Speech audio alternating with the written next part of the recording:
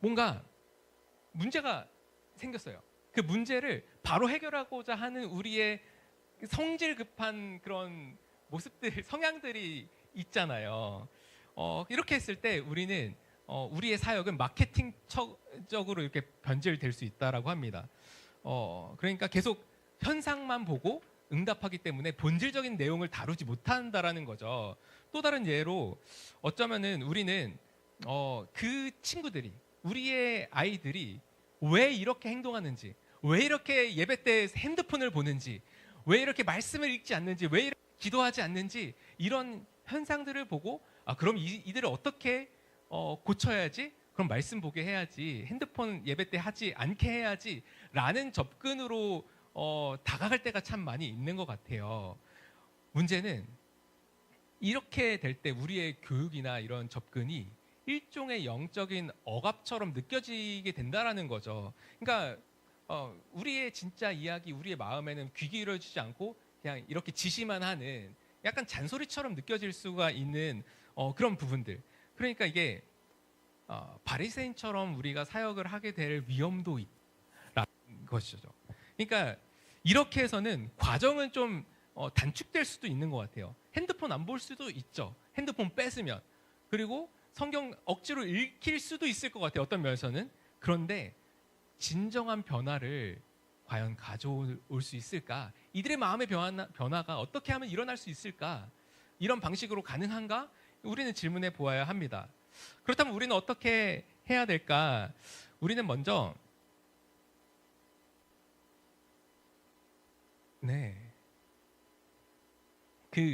이걸 좀 기억할 필요가 있습니다. 다 같이 따라서 읽어보실까요? 시작. 우리들의 삶은 내러티브를 통해 형성된다라는 거예요. 우리는 먼저 다음 세대 아이들 혹은 내가 복음을 전하고 싶은 그분들의 이야기, 즉 내러티브에 귀를 기울일 필요가 있습니다. 그런 생각을 좀 해보면 좋겠어요. 우리가 이제 다음 세대 아이들이 이해되지 않을 때가 참 많이, 여러분의 자녀들이 이해되지 않을 때 다 있을 거예요. 저도 제 아들을 보면서 지금 6살밖에 안 됐지만 얘는 왜 이렇게 이런 행동을 하지? 왜 이렇게 이기적이지? 뭐 이런 생각을 할 때가 있는데요. 저는요, 얘네들이 인생에서 어떤 선택을 할 때 일부러 우리를 막 열받게 하기 위해서 그런 선택들을 하지 않는다고 생각을 해요. 얘네들이 이렇게 행동을 하는 것은 다만 얘네들이 보고 배운 세상의 내러티브가 그렇게 그들을 행동하도록 만든다라는 거죠. 그러니까 이 세상에서 성공한다는 것은 무엇인지, 또 이 세상에서 생존한다는 것은 어떤 의미인지에 대한 이야기들을 세상에서 이들은 듣고 배워오고 있습니다. 그리고 그 이야기에 따라서 이들의 삶을 영위해 가고 있어요. 근데 문제는 그 이들이 듣고 배운 내러티브들이 우리 기성세대들이 형성해 놓은 그런 문화 안에서 전달된 그런 내러티브라는 거예요. 만약에 우리가 누군가의 행동을 바꾸려고 한다면, 바꾸고 싶다면 그냥 행동만 바꾸고 다시 할게요. 우리가 누군가의 행동만 바꾸려고 한다면 우리는 그 행동의 진짜 동기를 놓칠 수가 있을 것 같아요. 그리고 그것은 통제 중심의 사역으로 이렇게 이어질 위험이 있다. 여기서 어쨌든 중요한 것은 사람들이 자신에 대해 말하는 내러티브가 있고 그들이 세상이 어떻게 돌아간다고 생각하는지를 우리가 그들의 입장에서 이해하기 시작한다면 우리는 그 내러티브, 그 본질, 그 마음에 있는 흐르고 있는 이야기를 변화시키는 방식으로 우리의 사역을 새롭게 접근할 수 있다는 거죠. 조금 어려우신가요? 잘 따라오고 계시죠? 네, 그 성령님께서 지혜를 주시고 또 필요한 것들을 알려주시기를 기도합니다.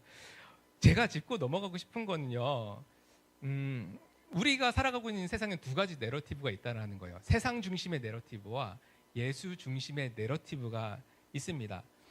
세상에서 주는 내러티브들은요, 우리로 하여금 불안감을 느끼게 합니다. 경쟁심을 느끼게 합니다. 다른 사람들을 질투하게 만들고 거기서 내가 어떻게든 밟고 넘어가서 성공해야 된다라는 그런 이야기들을 세상 중심의 내러티브가 우리에게 얘기하고 있고 우리 아이들에게 주입하고 있습니다. 우리가 때때로 이런 불안이나 그런 부정적인 감정들을 느끼는 시기, 질투 이런 것들을 느끼는 것은 어쩌면 우리 안에도 이런 내러티브들, 세상의 중심의 내러티브들이 작동하고 있기 때문이다라고 생각해 보셔도 될 것 같아요. 그러나 우리에게는 또 다른 하나의 내러티브가 있는데 그것은 바로 예수 중심의 내러티브. 하나님 나라 복음에 기반한 예수 중심의 내러티브가 있습니다. 이 예수 중심의 내러티브는요, 세상 중심의 내러티브로 살아가고 있는 사람들의 삶으로 침노에 들어가서 그 삶을 완전히 새롭게 하는 놀라운 이야기, 놀라운 힘을 가진 이야기입니다. 이 예수 중심의 내러티브를 여러분 어떻게 좀 간추려 보시겠어요? 이게 복음이죠. 우리가 전하고자 하는 복음. 하나님께서 우리를 정말 사랑하신다. 우리를 위한 놀라운 계획을 가지고 계시고 우리의 삶에 더 나은 삶의 방식이 있다라는 것들을 이 세상 내러티브를 향해서 선포하게 합니다. 그리고 그 삶에 우리의 삶을 내어 맡길 때 이 하나님 중심의 내러티브가 우리의 삶에서 작동하기 시작하고 그렇게 하나님의 이야기들이 우리의 삶에서 작동하기 시작하면 우리의 삶이 완전히 새롭게 되어지는 그런 경험들을 하는 거죠. 저는요, 이 전도한다, 선교한다라고 하는 것이 이 세상 중심의 내러티브를 살아가고 있는 사람들에게 예수 중심의 내러티브의 그 이야기를 들려주고 이제 그들이 세상 중심에서 하나님 나라 그 예수 중심의 내러티브를 따라서 살아갈 수 있도록 돕는 과정으로서 우리가 이해할 필요가 있다라는 생각이 들어요. 단순히 복음을 선포하는 것에서 끝이지 않고 정말 이들이 복음을 따라서 살아갈 수 있도록 돕는 그 여정을 함께하는 과정, 그 길이 진창같이 힘들지라도 그 길을 같이 가주는 여정이 굉장히 중요하다는 생각이 듭니다. 근데요, 여러분들도 좀 경험해 보셨겠지만 이 두 내러티브 사이에는 간극이 있습니다. 골짜기가 형성되어 있어요. 긴장이 있습니다. 우리 안에도 이런 긴장 속에서 어떨 때는 이 세상의 이야기가 더 크게 보일 때가 있고 어떨 때는 이 하나님 나라만 보일 때가 있죠. 자, 우리가 이 간극, 이 골짜기를 어떻게 뛰어넘을 수 있을까? 이게 오늘 함께 여러분과 나누고 싶은 본론의 이야기입니다.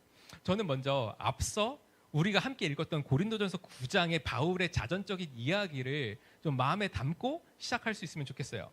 그게 굉장히 시사하는 바가 크다고 생각을 합니다. 바울은 거룩하신 하나님 앞에서 구별된 사람으로 정말 살아갔지만 그렇지 않은 사람들을 위해서 유대인들에게는 유대인들처럼 이방인들에게는 이방인들처럼 약한 자들에게는 약한 모습으로 자신의 그런 체면이나 권위나 이런 것들을 다 벗어버리고 그들과 같이 되어서 어떻게든 아무쪼록 한 사람이라도 그들을 얻기 위해서 애썼어요. 그게 이제 바울의 선교의 방식이었죠. 이 본문을 마음에 두고 이어지는 이야기를 들어주시면 좋겠는데요. 이제 닥터 얼규가 이제 이런 이야기를 해요. 이런 내러티브의 간극을 뛰어넘기 위해서 우리에게 필요한 세 가지가 있는데 그것은 바로 공감, 창의성, 용기입니다. 뭐가 필요하다고요? 공감, 창의성, 용기가 필요하다라는 거죠. 물론 여기에 나와 있는 것 중에 기저에는 예수가 필요하다. 그 얘기는 우리가 디폴트로 깔고 들어가는 겁니다. 우리에게는 공감할 능력, 그리고 창의적으로 그 갭을 뛰어넘을 능력, 그리고 그 갭을 실제로 실행할 용기가 필요하다. 여러분들은 공감하는 능력 얼마나 가지고 계신가요? 창의성, 또 용기. 좋은 소식은 이겁니다. 우리 모두에게는요, 어느 정도 공감하는 능력도 있고요, 창의적인 능력, 새로운 것들을 시도해 볼 수 있는 그런 능력도 있고요, 또 용기도 어느 정도 다 있는 사람들이라고 생각을 해요. 셀그룹 리더로 섬기시고 교사로 섬기시고 이런저런 모습으로 여러분들이 이 교회에서 여러 모습으로 섬기고 계시다라는 것은 이런 세 가지의 요소들이 다 어느 정도는 가지고 있다라고 저는 생각을 합니다. 그런데 우리가 직면한 도전은 이거예요. 우리에겐 다 이런 가능성들이 다 있는데 우리가 이 영역에서 계속해서 성장해가고 있는가? 우리가 어제보다 오늘 우리 사랑하는 이들에게 더 공감해주고 있는가? 또 그들에게 이 복음을 전해주기 위해서 창의적인 방식을 시도하고 있는가? 아니면 안주하고 있는가? 예전에 창의적이었을 수 있지만 지금은 좀 예전에 하던 방식으로 답습할 수도 있잖아요. 그리고 예전에 해오던 것들을 바꾸기 위해서는 제가 지난번에 트렌드 연구 설교할 때도 설교 말씀드렸을 때도 용기가 필요하다는 말씀을 드렸는데 그 용기가 우리에게 필요합니다. 변화를 위해서는 저항하는 마음들이 우리 안에도 있고 공동체 안에 있을 수 있거든요. 먼저 공감에 대해서 이야기를 해보면 좋을 것 같은데요.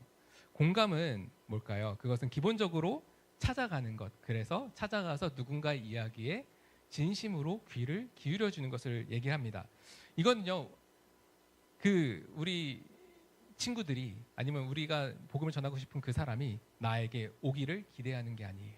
내가 먼저 가는 것을 의미합니다. 예수님도 가서 제자를 삼으라 말씀하셨던 것처럼 가야 돼요. 가서 그들의 이야기에 귀를 기울이는 것이 중요합니다. 우리는요, 종종 자, 조용히 하고 내 말 좀 들어봐. 이렇게 얘기할 때가 되게 많이 있는 것 같아요.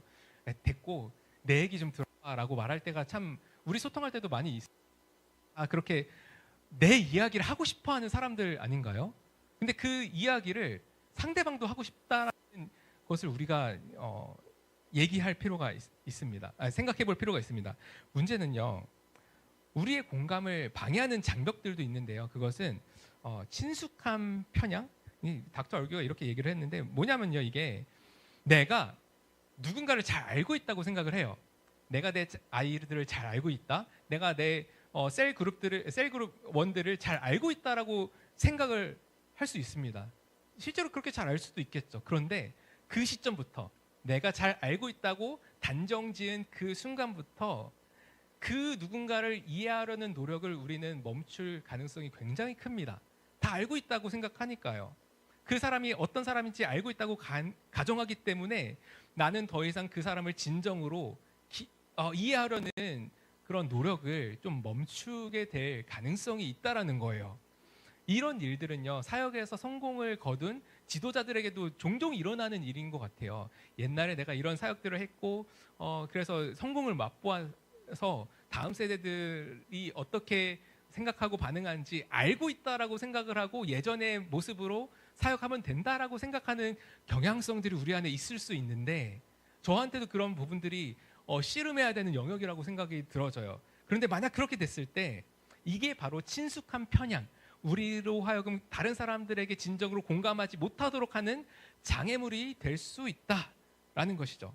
그런데 문제는 오늘날 다음 세대들, MZ 세대들이 예전의 X 세대들과 다르다라는 거죠. 그것을 우리가 인정하고 주의 깊게 공감하려는 노력이 정말 필요합니다. 또 공감을 방해하는 또 다른 장벽은요, 세상이 정말 빠르게 변하고 있다라는 거예요. 세상이 더 빨리 변할수록 두 가지가 일어날 수가 있는데요. 하나는 우리가 이 빠르게 변하는 세상 속에서 생존하는 게 너무 중요하기 때문에 나 자신에 집중하는 경향성이 커집니다. 원자화가 돼요. 개인화가 심해지는 그런 세상 속에서 우리가 살아가고 있다고 많이 들어보셨죠. 그런 개인화된 사회 속에서 누군가에게 공감한다라는 것은 좀 익숙하지 않은 그런 개념일 수가 있고요. 또 하나는 세대 간의 연결이 좀 어렵습니다. 여러분 지금 우리 교회 안에도 되게 아이들이 태어나고 있어서 너무나도 감사한데 또 한편으로는 이 세대 안에 과연 우리는 통합적으로 함께 하나 되고 있는가라는 질문을 던져봤을 때 좀 물음표가 생기는 부분들도 있을 거라고 생각이 들어요. 어느 공동체나 그렇거든요. 예전에는요, 부모나 할머니, 할아버지나 자녀들이 비슷한 경험을 공유할 수 있었습니다. 느리게 움직이는 세상 속에서는, 그죠? 내가 어렸을 때 경험했던 것을 이 아이들도 경험했어요. 농업사회에서 뭐가 달라지겠어요, 그죠? 그런데 산업화되고 고도화되어져 갈수록 너무 빨리 변하는 세상 속에서 내가 경험했던 것들을 얘네들은 못 경험하고 얘네들이 경험하고 있는 것을 나는 전혀 경험해보지 못한 그런 상황들이 발생하다 보니까 이 상황의 간급에서 느껴지는 그런 어려움들이 세대 차이로 이렇게 일어나죠. 이런 상황에서 어쨌든 우리가 할 수 있는 거는 포기하지 않는 거다라고 조금 생각해 보시면 좋을 것 같아요. 포기하지 않는 것. 공감하기 위해서. 어쨌든 다르지만 다른 경험들이 있지만 이들의 이야기에 귀를 기울이려고 다가가서 이야기를 건네는 것. 그게 되게 중요합니다. 여기서 중요한 게 있습니다. 바로 Tell me more. 이게 되게 중요해요. 다 같이 따라해 보시겠어요? Tell me more. 더 얘기해줘. 나 너 이야기 더 듣고 싶어. 나는 너를 위해서 여기에 있단다. 그 이야기를 들으려고 하는 태도가 되게 중요합니다. 공감은요, 단순히 연민을 느끼는 감정이나 속으로만 좋은 의도를 갖는 것이 아니라고 해요. 그것은 상대방을 바라보고 그들의 필요가 있는 곳에 가서 그들을 만나는 기술이라고 합니다. 그러니까 우리는 그들이 있는 곳에 가서 그들의 이야기를 들어줘야 되는 거죠. 우리는 Tell me more, 그들의 이야기에 경청할 필요가 있습니다. 미국의 어떤 교회에요, 이 Tell me more라고 쓴 벽화가 있다라고 해요. 이건 되게 중요한 메시지라고 생각해요. 교회가 세상에 전해야 될 메시지의 첫 번째가 있다면, 물론 복음을 우리는 궁극적으로 전해야 합니다. 그러나 이런 메시지를 우리는 지역사회 가운데 전해줘야 되지 않을까요? 우리가 여기 있다. 당신의 삶에 대해서 우리는 들으려고 한다. 당신의 그 걸어온 삶의 궤적에 대해서 이야기해 주십시오. 당신에게 중요한 것에 대해서 이야기해 주십시오. 당신에게 필요한 것에 대해서 이야기해 주십시오. 그리고 우리가 그것을 어떻게 도울 수 있을지 이야기해 주세요. Tell me more. 더 이야기해 주세요. 라는 태도가 우리 안에 있어야 된다는 거예요. 그게 이제 공감의 기술이라는 것이죠. 이렇게 할 때 사람들은 비로소 자신의 마음을 열고 자신의 이야기를 나누기 시작할 거예요. 처음에 마음을 여는 것에는 좀 시간이 걸리겠죠. 사실은 라포가 형성되는 데는 시간이 걸립니다. 근데 우리가 신뢰하지도 않고 내 이야기, 속 얘기를 하지도 않을 사람의 이야기를 우리는 귀담아 듣지 않아요. 여러분도 그러시지 않나요? 내가 신뢰하고 그래서 내 속마음을 이야기할 수 있는 그 존재가 해주는 이야기가 비로소 나에게 영향을 미치는 것처럼, 우리가 복음을 전할 때 우리가 전하는 복음의 이야기가 정말 그들에게 다가가기 위해서는 그들이 우리에게 먼저 자신의 이야기, 속 깊은 이야기를 할 수 있도록 경청하고 공감하려는 태도가 우리에게 너무나도 중요하다라는 거예요. 자, 이렇게 사람들이 자신의 이야기를 해줄 때요, 우리는 그들이 들려주는 이야기 속에 담긴 이야기, 내러티브를 잘 해석할 필요가 있습니다.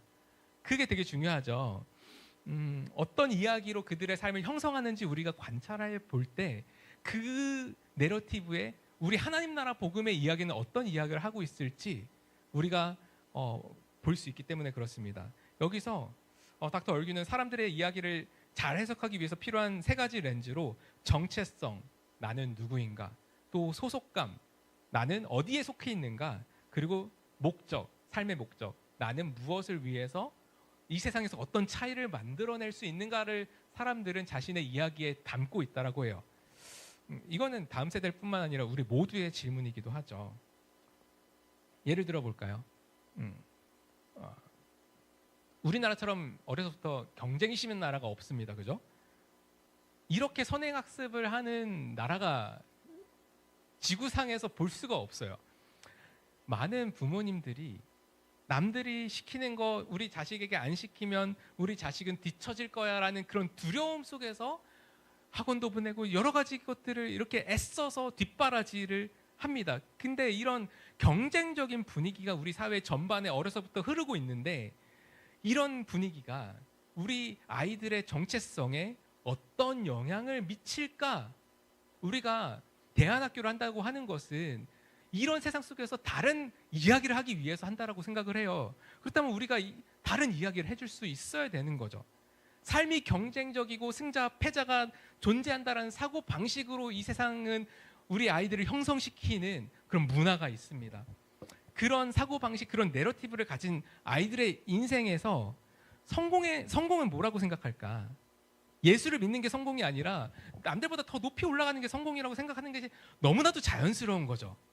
그런 세상 속에서 우리는 어떤 이야기들을 이 아이들에게 해줘야 될까? 이런 고민들을 우리가 해야 됩니다. 이런 내러티브들은요, 우리 아이들의 정체성을 형성하고 이들이 시험을 치르거나 대입을 준비하거나 직업을 찾거나 인생에서 어떤 중요한 선택들을 할 때 영향을 너무나도 크게 미친다라는 것입니다. 이런 분위기 속에서 한 번 실수하면 회복할 수 없다라고 생각하는 아이들도 많이 있는 것 같아요. 그러니까 어떤 어린 친구들을 보면요, 다음 세대 아이들을 보면요, 뭔가 새로운 것을 선택하거나 시도하는 것을 굉장히 불안해하는 친구들이 있어요. 왜냐하면 실패는 한 번 실패하면 인생이 망한다고 생각을 해요. 이들이 보는 세상은 어떤 세상일까? 차가워요. 실패를 용납하지 않는 세상이에요. 한 번 실패하면 끝이고 뒤처지면 평범해지고 아무것도 아닌 것처럼 그렇게 된다라고 생각을 하는 거예요. 이런 내러티브가 이 아이들의 행동을 형성하고 있는 거죠. 그러니까 새로운 거 시도하지 않고 그냥 안주하게 하는 그런 모습으로 도전하지 않고 믿음을 가지고 살아가지 못하도록 하는 거죠. 그럼 우리는 어떻게 해야 될까? 이 예수 그리스도의 복음이 이렇게 복잡한 삶을 살아가고 있는 우리 다음 세대들에게, 그리고 우리 이웃들에게, 우리 모두에게 좋은 소식이라고 저는 믿거든요. 여러분도 그러시죠? 이 하나님 나라 복음 이야기는 너무 좋은 소식이에요. 이런 경쟁적이고 힘든 세상 속에서 다른 삶의 방식이 있다는 것을 우리에게 알려주기 때문에 그렇죠. 그래서 우리는 이들이 세상 중심의 내러티브를 버리고 하나님 중심의, 예수 중심의 내러티브를 가지고 살아가도록 원하는 거죠. 이 내러티브를 가지고 살아갈 때 흔들리지 않는 정체성을 가질 수 있고 견고한 하나님 나라 공동체, 교회의 소속감을 가질 수가 있고 진정한 삶의 의미와 목적을 발견할 수 있다고 믿기 때문에, 그리고 우리가 그것을 경험한 바이기 때문에 이 복음을 이들에게 전하려고 하는 것이 아닌가. 아이러니하게도요, 우리가 계속해서 애써서 복음을 전할 때 많은 경우 우리 이웃들, 그리고 우리 다음 세대 아이들에게 그 좋은 복음이 좋은 소식처럼 들리지 않는다라는 어려움이 있습니다. 때로는 맨날 듣는 식상한, 다 아는 이야기라고 복음을 생각하는 경우도 되게 많이 봤어요. 어쩌면은 여기서도 아까 말씀드렸던 친숙한 편향, 그러니까 다 안다고 생각하면서 복음의 이야기에 귀를 기울이지 않는 경우가 되게 많이 있다라는 거죠. 소기의 경읽기, 이런 경우가 되게 많이 있습니다. 예를 들어서요, 중학교 친구에게 우리가 예수님이 너를 얼마나 사랑하시는지, 근데 그 예수님께서 너의 죄를 위해서 죽으셨어, 그래서 너가 생명을 얻을 수 있어, 이제 너는 그 예수님을 믿으면 천국에 가서 영원한 영생을 누릴 수 있어라고 얘기를 합니다. 복음의 핵심을 우리는 얘기를 해요. 근데 그 친구가 정말 고민하고 있는 게 오늘 점심 때 난 누구랑 밥 먹지? 이 고민을 하고 있다고 생각을 해보세요. 이 복음이 이 친구에게 어떤 의미예요? 아무런 의미가 없는 이야기로 들려줄 수 있다는 거죠. 그러니까 우리는 이들이 어떤 고민을 가지고 있는지 귀를 기울여 주고 공감하고, 그 상황 속에서 이 예수 그리스도의 복음은 어떻게, 예수님이 이 친구를 만난다면 어떻게 이야기하실까, 이 상상을 해볼 필요가 있다는 거예요. 예수님께서도요, 사람들에게 다가가셔서 매우 구체적인 질문들을 하시죠. 무엇을 원하느냐? 낳고자 하느냐? 왜 나를 선하다고 그렇게 부르느냐? 이런 질문들을 통해서 그들과 대화를 나누고 그들의 마음을 보시죠. 그러니까 복음은요, 추상적인 개념으로 전달되어지는 것이 아니라 삶의 실제적인 구체적인 정황 속에서 전달될 때 진실성 있게 전달될 수 있다는 것들을 우리가 좀 인지할 수 있으면 좋겠습니다. 시간이 왜 이렇게 됐을지 모르겠는데요, 열심히 하겠습니다. 자, 두 번째로 창의성입니다. 창의성. 우리가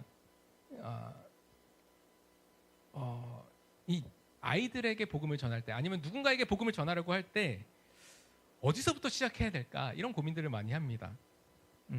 어디서부터 시작해야 될까? 특별히 오늘 다음 세대 사역이 교회, 한국교회 전체적으로 총체적 난국처럼 느껴질 때가 있어서 아니 어디서부터 어떻게 시작해야 될지 막막함을 느끼는 교회들이 참 많이 있는 것 같아요. 근데 특별히 그 귀를 이제 기울였다라고 가정을 하면 그 여러 가지 우리 아이들 아니면 우리 찾는 이들이 얘기해주는 그 이야기 속에서 나의 마음이 아픈 부분들이 있을 거예요.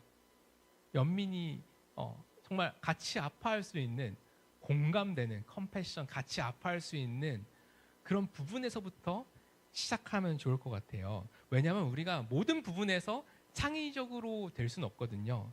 그렇다면 우리는 우리 아이들이 가장 필요로 하는 그 지점에서 창의적이 될 필요가 있습니다. 자, 영상을 하나 시간이 있으면 볼 수 있으면 좋겠는데 플레이가 될까요? 어젯밤부터 서울을 비롯한 중부지방에 최대 20cm가 넘는 폭설이 쏟아졌습니다. 117년 만에 내린 11월의 기록적인 폭설. 눈이 계속 오면서 시민들은 출퇴근 걱정에 쌓였는데요. 그런데 까마득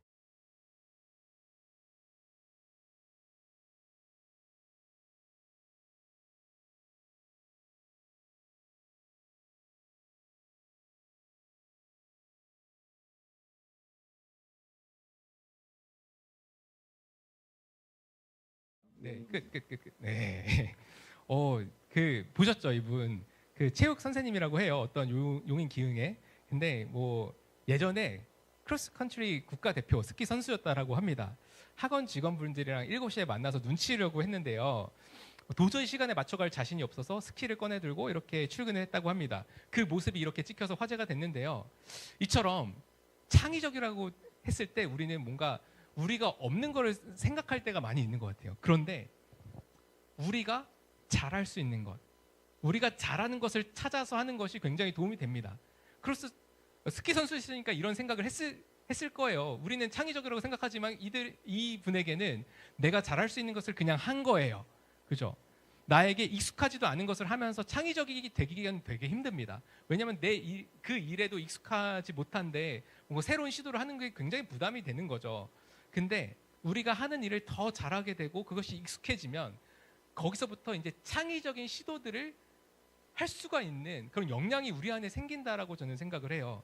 그리고 그렇게 무언가를 시도하고 효과가 있을 때 부분을 더 발전시키고 편안하게 느끼고 우리가 성장하고 교회적으로도 성장하는 거죠. 그런 면에서 우리 각자 안에 있는 은사를 우리가 발견하고 그것들을 개발하고 시도하는 것이 굉장히 중요한 것입니다. 또 우리가 가진 것에서부터 시작하는 게 또 중요할 수가 있는 것 같아요. 만약에 방금 보았던 체육 선생님이 집에 스키를 가지고 있지 않았어. 나 이제 선수 아니니까 다 처분했어. 그러면 이거 못했겠죠. 가지고 있는 것.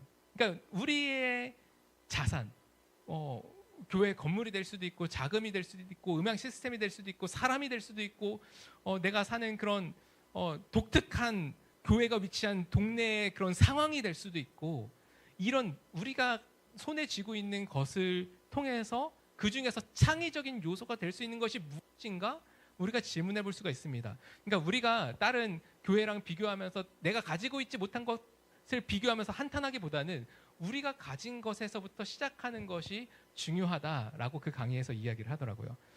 어떤 일부 리더들은요.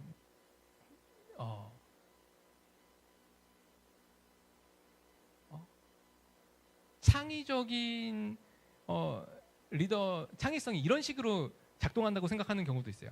내가 리더예요.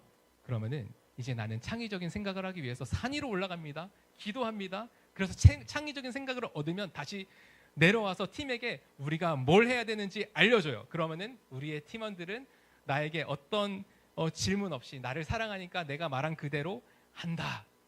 이런 방식으로 창의력이 작동될까?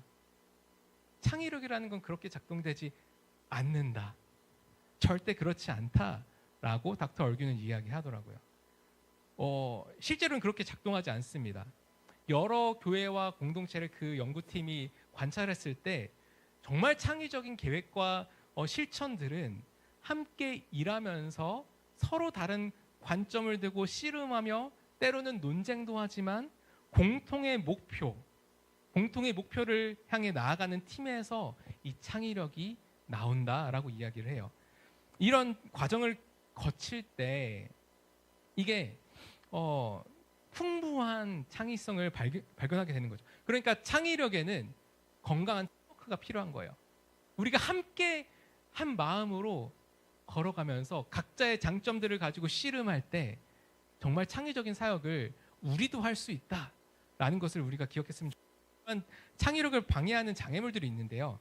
그중 하나는 이거죠. 라떼는 사고방식. 라떼는 이렇게 했었어. 과거에는 이렇게 했었더니 됐더라. 라고 하는 그런 마음들이 있습니다. 왜냐하면 우리가 그런 사역들을 통해서 감동도 받았고 내 삶이 변화되어졌고 누군가의 삶에게 의미 있는 변화를 주었으니까 지금 일들이 가능할 거라는 그런 고정관념, 그런 것들이 우리에게 있다라는 거죠. 그러나 새술은 새 부대에 담아야 하듯이 오늘의 문제에는 오늘의 창의적인 방법, 새로운 사고, 새로운 방향으로 가려는 의지가 필요합니다. 이게요, 과거의 방식이 나빴다는 것을 의미하는 게 전혀 아니에요. 우리의 경험이 그때 당시에 유효하지 않았었다는 것을 의미하지도 않습니다. 우리가 과거에서 배울 수 없다라고 얘기하는 것도 아닙니다. 단지 우리에게 익숙하다고 해서 그 과거를 반복하는 오류를 우리가 해서는 곤란하다라는 측면에서 좀 얘기를 들려주셨으면 좋겠어요. 또 다른 장애물은 팀 안에서의 불화입니다. 팀이 하나 되지 않으면서 창의적이기는 참 어렵죠. 그렇기 때문에 공통의 목표를 가져가기 위해서는 뭔가 우리가 창의적으로 뭔가 계획을 하려고 해요. 그래서 협의를 하고 회의를 하고 할 때 회의를 하다 보면 서로 다른 의견들이 나올 수 있잖아요. 그런데 서로 다른 의견들을 우리가 수용하지 못하고 막 옛날에 서운했던 거 막 이렇게 해결되지 않았던 갈등, 용서하지 못했던 그 부분들이 튀어나오게 되면 어떻게 돼요? 창의적인 계획들은 다 물 건너가고 서로 막 힘들고 그렇게 될 거예요. 그러니까 이제 그런 공동체 안에서 하나 되어지고 서로 사랑하는 그런 관계들을 쌓아가는 것이 창의력을 위해서 되게 중요하다. 빨리빨리 넘어가도록 하겠습니다. 5분만 더 할게요. 닥터 얼규는 이 창의적인 사역을 촉진하기 위해서 이런 질문을 던지는 것이 도움이 된다고 해요. 우리 다음 세대 아이들은 이렇게 느끼거나 믿고 있기 때문에 그런 세상 중심의 내러티브를 가지고 있기 때문에 이렇게 살아가는데, 이런 아이들이 우리가 원하는 이 예수 중심의 정말 기도하는 사람이 되면 좋겠어. 다른 사람들을 배려하고 사랑하는 사람이 되면 좋겠어. 그렇게 성장할 수 있도록 우리는 어떻게 이런 방식을 도울 수 있을까? 내러티브 간극을 좁힐 수 있을까? 라는 생각을 하는 것이 도움이 된다고 하는데요. 시간 관계상 이게 구체적인 예가 없으면 좀 이해하기 힘드실 텐데 한 가지만 말씀드리면, 소그룹을 왜 하냐? 소그룹을 그냥 하니까, 다른 교회들 다 하니까 한다, 이게 아니라요. 우리가 사람들의 이야기를 들어봤을 때 사람들이 생각보다 나의 이야기를 들어주는 사람이 없어, 대화를 할 사람이 없다라는 것들을 정말 어려워하더라. 관계성, 공동체가 정말 필요하더라. 그리고 또 우리는 예수 그리스도께서 우리들의 실제 삶에서 서로 진솔한 대화를 나누도록 우리를 공동체로 부르셨다는 것을 믿어요. 그렇기 때문에 우리는 셀그룹을 하는 거죠. 이런 이야기들을 할 수 있는 거예요. 자, 그리고 그 방식을 어떻게 하면 이런 대화들이 더 진솔하게 나눠질 수 있도록 우리는 운영할 수 있을지 고민해 봐야 되는 거죠. 여기서 창의성이 또 필요한 부분이라고 생각이 들어요. 마지막으로 이제 창의적인 사고를 우리들의 실제 사역에 적용하기 위해서는 긴장이 됩니다. 걱정이 들 수도 있어요. 다른 뭔가 변화를 준다는 것은 굉장히 용기가 필요한 일이니까요. 실패하는 것을 좋아하지 않는 우리, 그죠? 실패해서는 안 된다라고 생각하는 세상의 내러티브가 우리 교회 안에도 있을 수 있다. 그런데 예수님께서는 우리의 실패를 용납해 주시는 분, 그러기에 그분을 믿고 우리는 우리에게 주신 그런 지혜로 우리의 도전을 주님과 함께 해 나가는 것이죠. 자, 말씀을 맺겠습니다. 짧게 정리하고 마칠게요. 우리는요, 우리가 가지고 있는 내러티브에 따라서 우리의 삶이 형성되어집니다. 세상 중심의 내러티브를 가지고 살아간다면 세상이 말하는 방식으로, 이 세상의 문화가 말하는 방식대로 우리들의 삶은 형성되어져 갈 거고 우리들의 아이들이 그렇게 형성되어져 갈 거예요. 그런데 하나님 나라 복음, 이 예수 중심의 내러티브는 그런 우리들에게 찾아와서 새로운 대안적인 전혀 다른 삶의 방식으로 살아가도록 우리를 형성하기 시작합니다. 우리가 복음을 전하고자 하는 이들에게, 이웃들에게 그들도 이제 가지고 있는 나름의 내러티브가 있거든요.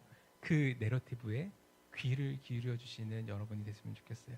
그리고 그들의 걱정과 염려와 고민거리들에게 예수님의 이야기가 어떻게 대화하고 있는지를 생각해 보시고 말씀을 통해서 묵상해 보시고 성령의 인도하심을 받으시면서 예수님이 그들에게 대하시는 것처럼 우리도 그들에게 나가가서 들어주고 얘기할 수 있다면 단순히 행동 현상을 바꾸는 것이 아니라 그들의 속 깊은 중심의 모습을 변화하는 그런 모습으로, 그런 도구, 그런 다리가 되어질 수 있지 않을까 생각이 듭니다.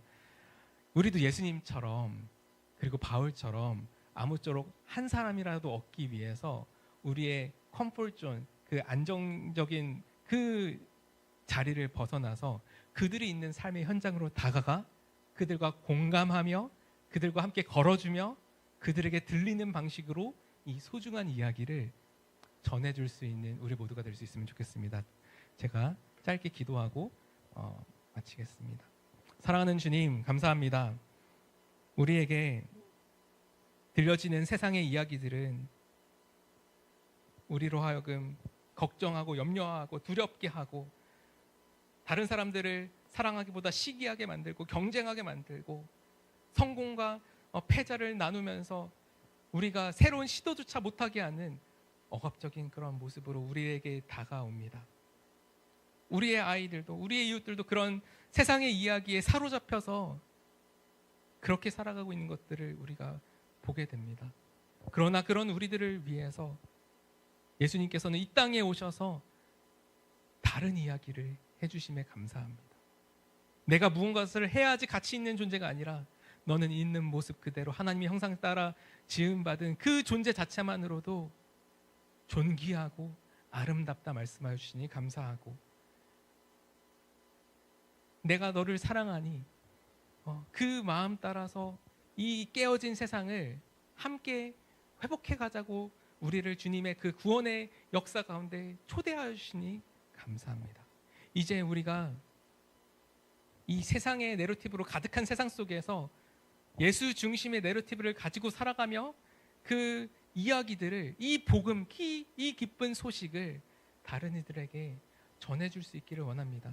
그러하기 위해서 이 소중한 복음하게 전달해주기 위해서 먼저 그들의 이야기에 정말 경청하고 듣고 공감할 수 있는 우리들이 될 수 있기를 원합니다. 우리가 하고 싶은 얘기만 떠드는 것이 아니라 정말 진솔하게 소통하면서 이 복음이 그들의 마음에 닿을 수 있도록 우리가 그렇게 주님이 하신 그 전도의 방식들을 배워갈 수 있으면 좋겠습니다. 그 길 위해서 창의력을 주십시오. 우리에게 해야 될 이야기들 또 취해야 될 액션들을 생각나게 하시고 그것들을 할 수 있는 용기도 허락하여 주십시오. 우리 소명교회가 그렇게 공감하고 창의성이 자극되어지고 또 용기 있게 그런 일들을 감당하면서 많은 이들을 주님께로 인도하는 그런 아름다운 교회가 되기를 소망합니다. 감사드리며 예수님의 이름으로 기도드렸습니다. 아멘. 주님께서 가르쳐 주신 기도로 오늘 예배를 마치도록 하겠습니다. 하늘에 계신 우리 아버지여, 이름이 거룩히 여김을 받으시오며 나라의 마옵시며 뜻이 하늘에서 이루어진 것 같이 땅에서도 이루어지이다. 오늘날 우리에게 일용할 양식을 주옵시고 우리가 우리에게 죄의 진 자를 사하여 준 것 같이 우리의 죄를 사하여 주옵시고 우리를 시험하게 하지 마옵시고 다만 악에서 구하옵소서. 그 나라와 권세와 영광이 아버지께 영원히 있사옵나이다. 아멘.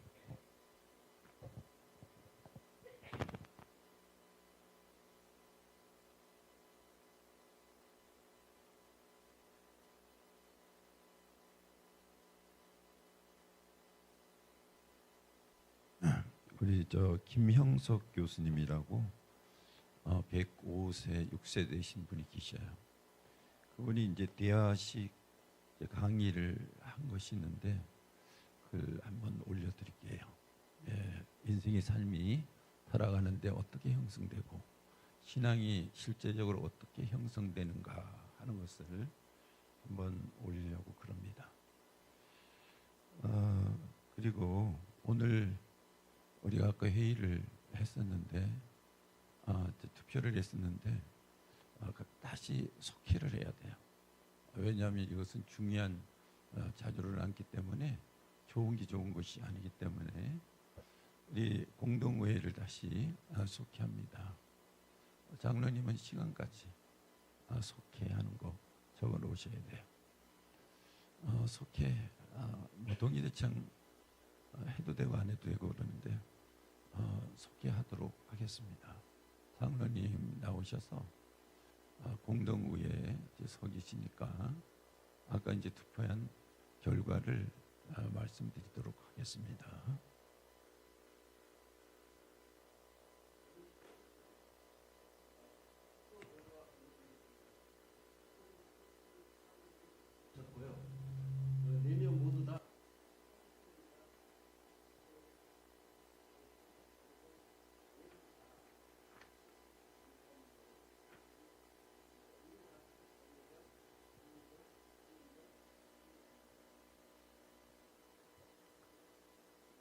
네, 하나님은 우리가 이런 걸 해보면 하나님은 참 하나님 앞에서 움직여 나간다 하는 것을 알게 돼요.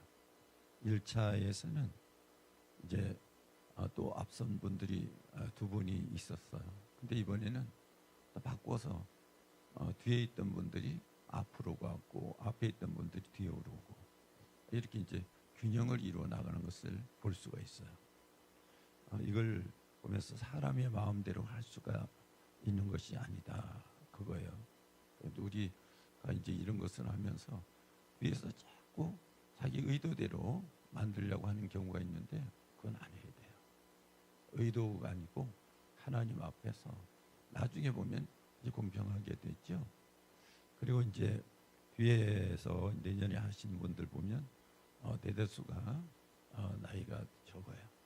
그러면 거기 또 맞춰지는 거예요. 이게 얼마나 이게 공평하게 되는지 모른단 말이에요.